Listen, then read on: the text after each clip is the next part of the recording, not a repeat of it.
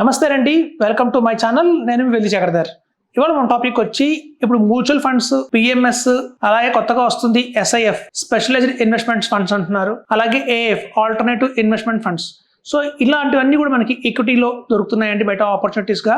So అందులో చాలా మందికి ఇంకా ఇప్పటికీ కన్ఫ్యూజన్ గా ఉంది, అసలు మ్యూచువల్ ఫండ్స్ కి పిఎంఎస్ కి డిఫరెన్స్ ఏంటి, కొత్తగా వస్తున్న ఎస్ఐఎఫ్ లో ఏముంటుంది, అలాగే ఏఎఫ్ లో ఆల్రెడీ ఏముంది చూద్దాము. చూడండి, మ్యూచువల్ ఫండ్స్ అనేసరికి ఏమవుతుందంటే పూర్తిగా స్టాక్స్ ఉంటాయండి, కేవలం స్టాక్స్ ఉంటాయి. అంటే అందులో మనకి వచ్చేసి large cap, mid cap, small cap, రకరకాల కేటగిరీస్ లో మనకి స్టాక్స్ అయితే అవైలబిలిటీలో ఉన్నాయి. అలాంటి స్టాక్స్ వచ్చి ఒక్కొక్క ఫండ్ లో కూడా మనకి వచ్చేసి 75 to 100 స్టాక్స్ అయితే ఉంటాయండి. మనం ఫర్ ఎగ్జాంపుల్ మీరు తీసుకోండి, Nippon India small cap fund కానివ్వండి, సుందరం సెలెక్ట్ మిడ్ క్యాప్ కానివ్వండి, లేదంటే హెచ్డిఎఫ్సి టాప్ 100 కానివ్వండి, ఏదైనా ఫండ్ హౌస్ తీసుకోండి. ఆ ఫండ్ హౌస్ లో నుంచి ఒక మంచి ఫండ్ తీసుకున్న తర్వాత అందులో ఉన్న స్టాక్స్ ఏంటి అని కనుక మీరు చూస్తే లోపలికి వెళ్ళాక మీకు సేమ్ ఒక లిస్ట్ ఆఫ్ స్టాక్స్ అయితే కనిపిస్తాయి. అందులో HDFC, ICICI bank, Axis bank, Reliance industries, అలా చాలా కంపెనీస్ మీకు ఉంటాయి. అలా మనకి స్టాక్స్ వచ్చేసి మ్యూచువల్ ఫండ్స్ దగ్గర 75 to 100 ఉంటాయి. ఎందుకు 75 to 100 స్టాక్స్ తీసుకుంటారు అంటే వాటిలో ఉన్న కార్పస్ ఆ విధంగా ఉంటాయి. ఏదైనా తీసుకుంటే 5,000 crores, 10,000 crores అట్లా ఒక వాల్యూమ్ గా చాలా పెద్ద వాల్యూమ్ ఉంటుందండి. ఎందుకంటే మనకు ఆల్ ఓవర్ ఇండియాలో కూడా 1,000 రూపీస్ మినిమం నుంచి కూడా 1 lakh 10 lakhs తో కూడా ఇన్వెస్ట్మెంట్ చేయొచ్చు ఒక ఫండ్ లో. అలాగే ఎస్ఐపి కూడా మినిమం 1,000 రూపీస్ నుంచి కూడా మనం చూస్తే 10,000 20,000 ఎస్ఐపి కూడా వేయచ్చు. అట్లా ఇన్వెస్ట్ గా చాలా పబ్లిక్ మంది ఇన్వెస్ట్ చేస్తారు. కాబట్టి మనకు ఒక మంచి ఫండ్ హౌస్ లోంచి ఒక మంచి ఫండ్ అయితే ఉంది అంటే మాత్రం ఒక్కొక్క ఫండ్ లో వచ్చి మనకు 7,000, 8,000, 10,000, బియాండ్ 20,000 crores కూడా ఉంటాయి. సో అన్ని క్రోర్స్ డిప్లాయ్ చేయాలి కాబట్టి వాళ్ళకి దగ్గర 75 to 100 కొన్ని స్టాక్స్, కొన్ని ఫండ్స్ లో అయితే బియాండ్ 150 to 200 స్టాక్స్ కూడా ఉంటాయండి. సో అందుకని మనకి రిటర్న్స్ కూడా చూస్తే మీకు కేవలం 12%, 15%, 18% మాత్రమే వస్తుంది మ్యూచువల్ ఫండ్స్ లో. అదండి మ్యూచువల్ ఫండ్స్ వచ్చి మనకి స్టాక్స్ ఉంటాయి. మరి పిఎంఎస్ వచ్చేసరికి ఏమవుతుంది అంటే పిఎంఎస్ కి లో ఓన్లీ వరకు క్వాలిటీ స్టాక్స్ మాత్రమే ఉంటాయి. అంటే ఈ అవుట్ ఆఫ్ 75 to 100 స్టాక్స్ నుంచి కూడా మళ్ళీ ఫిల్టర్ చేస్తారు, అందులోంచి బెస్ట్ ఆఫ్ ద బెస్ట్ తీసుకుంటారు. చూడండి, సపోజ్ మనం ఒక 25 స్టాక్స్ తీసుకున్నాం, మనం 75 స్టాక్స్ తీసుకున్నాం. ఈ 75 స్టాక్స్ లో ఏముంటాయి అంటే అందరూ తెలిసినవే HDFC bank, ICICI bank, Axis bank, Reliance Industries, అలాగే చూస్తే టీసీఎస్, ఇన్ఫోసిస్, ఐటీసీ ఇట్లాంటివి.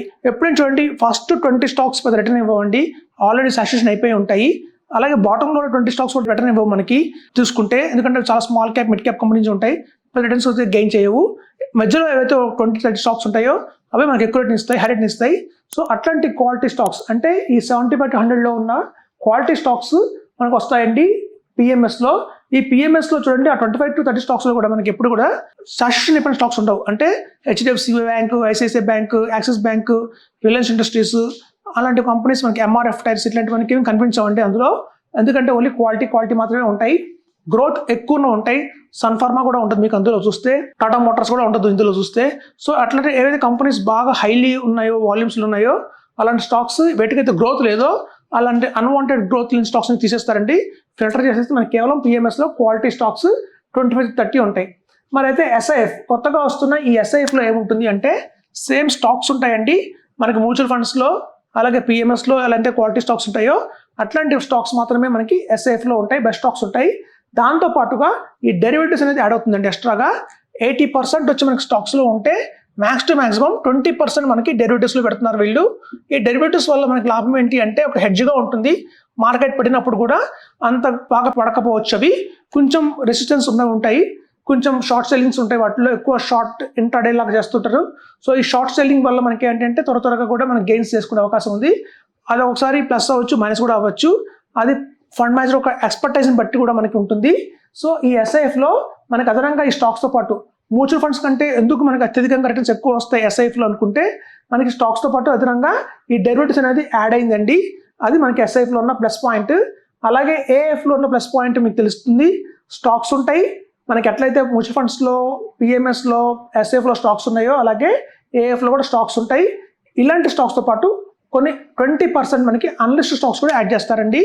ఈ 20% అన్లిస్టెడ్ స్టాక్స్ ఏంటి అంటే ఇప్పుడు చూడండి, మనకి ఎన్ఎస్సి ఉంది, నేషనల్ స్టాక్ ఎక్స్చేంజ్, అది ఇంకా లిస్ట్ అవ్వలేదు. సో అది కూడా మనకి ఇట్లాంటి అన్లిస్టెడ్ స్టాక్స్ లో వచ్చే అవకాశం ఉంది. అలాగే కేర్ హెల్త్ ఇన్సూరెన్స్ ఉంది, కేర్ హెల్త్ ఇన్సూరెన్స్ కూడా ఇంకా మనకి మార్కెట్ లో లిస్ట్ అవ్వలేదు. సో అట్లాంటి ఎగ్జాంపుల్స్ చెప్తున్నానండి కేవలం ఇవి. సో అట్లాంటి అన్లిస్టెడ్ స్టాక్స్ లో కూడా మనకి ఏఎఫ్ లో అనేది ఉంటుంది. ఈ ఏఎఫ్ లో మనకి ఏంటంటే ఈ వీటిలో లేని బెనిఫిట్, ఎక్స్ట్రా బెనిఫిట్ ఏంటంటే ఏఎఫ్ లో in the hands of the investor returns R tax free.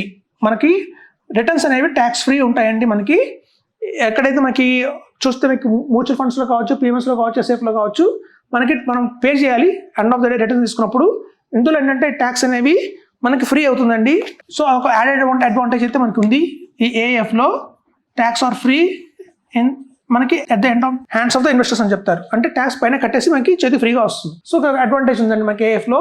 So అదండి డిఫరెన్స్. మెయిన్గా ఏంటంటే చూస్తే మనం మ్యూచువల్ ఫండ్స్కి, పిఎంఎస్కి, ఎస్ఐఎఫ్కి, ఏఎఫ్కి అందులో కామన్గా ఉండే స్టాక్స్తో పాటు అడిషనల్గా ఇందులో డెరివేటివ్స్ వస్తున్నాయి.